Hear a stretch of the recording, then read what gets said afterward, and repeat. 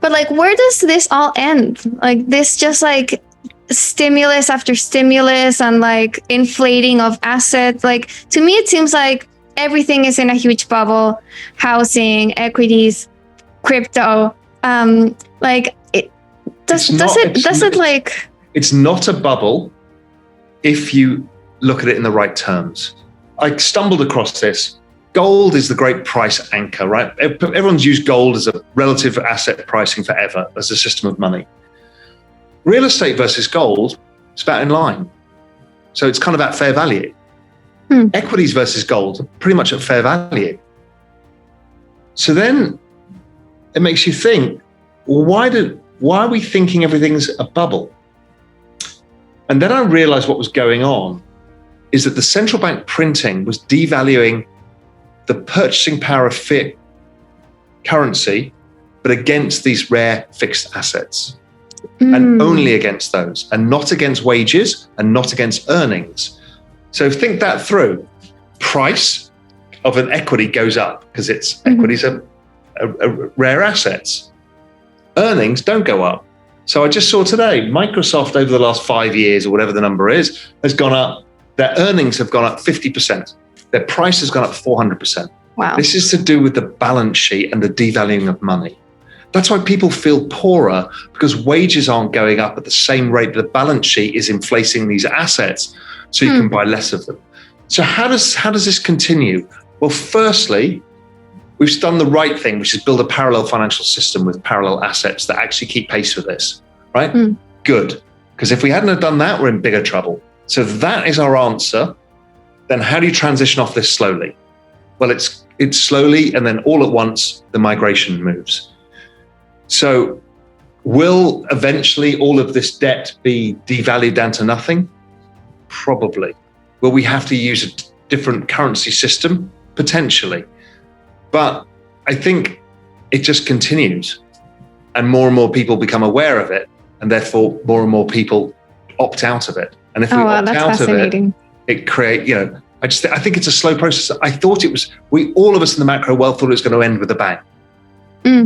And this last recession proved to me it's not going to end with a bang.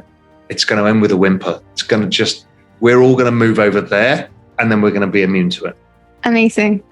Okay, so how this all plays out. What you're seeing is all of these asset prices seem to be in a bubble and inflating, and that seems to be that way because fiat money is eroding, like it's correct. Depreciating. Japan is showing the way. The central banks will own all of the government debt. They will not allow credit markets to function because they can't. They can't really allow equity markets to go down either. So it becomes this place where it's very difficult to get returns. Risk isn't priced correctly. So it pushes more and more people into this other world too. In the end of it, they either have to change course once they've bought all the government bonds, or they're going to have to understand that this is going to entirely collapse these currencies. If you play it through to its logical conclusion, and nobody will care because we'll have left it. And so us leaving it is what causes the final collapse of currencies. I'm not that apocalyptical. I kind of figure human ingenuity will figure some way to stop that end game, the hyperinflation, Weimar Republic, Venezuela outcome. But, we've just repeated it again in Lebanon, and we keep doing it. So it could happen. But the good thing is we've got a way out. I called it the Bitcoin life raft. Right. So interesting. But then, what will happen with national currencies if like everyone is going to Bitcoin or ETH or whatever? I don't think that's necessarily going to be the case. I think we've got the option. What I think most likely happens is somewhere down the road, the IMF or the World Bank or G20 create a global basket of currencies. Okay. And they basically use that as a world coin. And they're all going to be central bank digital currencies at that point. And to remain as part of that, you won't be able to expand your money supply more than 2%.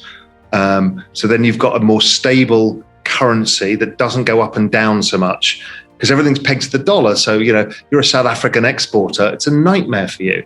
But if this is a world pricing basket that's a world coin that has restricted supply, well, you solve a lot of problems.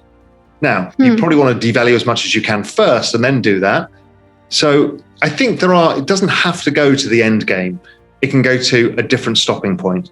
Now, does that last forever? Probably not. No currency regime ever does. But that would change the whole conversation a lot if that happened. I mean, that would be just mind-blowing. It would mean that like countries don't have their own like independent like policies anymore, like monetary policies, or like I don't know, like how to like regulate trade or. Well, that's Europe, right? Yeah. That is Europe, and to some extent it works, and to some extent it doesn't work. Now, do you have internal currencies and external currencies? Well, South Africa had that for years. That's possible too. So I don't know. I mean, there's ways of solving this. And so you can still have the independent currencies, but maybe everybody trades using this basket. So it kind of lowers everybody's volatility. I don't know. But I think there are answers, and it doesn't always have to end with everything's going to zero. Say in the next 12 months, does Bitcoin, ETH, DeFi tokens, do they decouple and start trading because of their own like separate fundamentals, or are they going to continue as correlated as they have been? Pretty much every equity is correlated to the S&P 500. Every currency is basically driven by the dollar. Every bond market is driven by the US bond market. I don't see why it should be any different. There'll be relative outperformance differences. Maybe Bitcoin doesn't do the best, like the S&P doesn't always do the best. But if the crypto market itself is falling, it's like the equity market itself is falling, I don't have a problem with that. And there will be whole periods where some DeFi protocol just continues to go up in a down cycle because it's getting more network effects and it's attracting a larger share of capital than it would do. So yes, I think there'll be less correlation over time, but it will be correlated by the nature of all assets. Makes sense. Because there's something called a risk curve, right?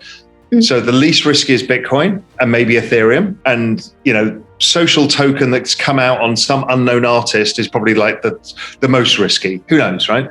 Or a DeFi protocol that's got tons of money and it could go to zero immediately. People allocate according to the risk curve, and the longer a bull market is in play, the more they go out the risk curve to get better rewards. And the moment things become more volatile, the moment they come back to the least risky asset. It's how all markets work.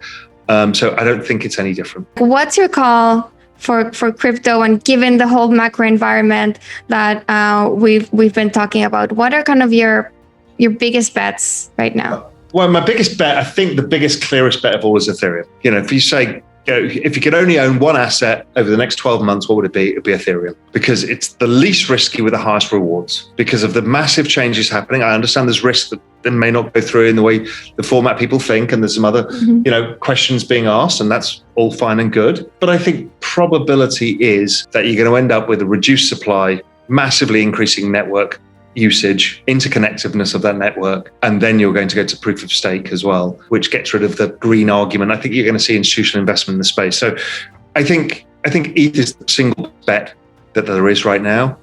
Just trades like shit right now, so it needs to get some traction. But it feels like we're in for the double pump, the 2013 repeat.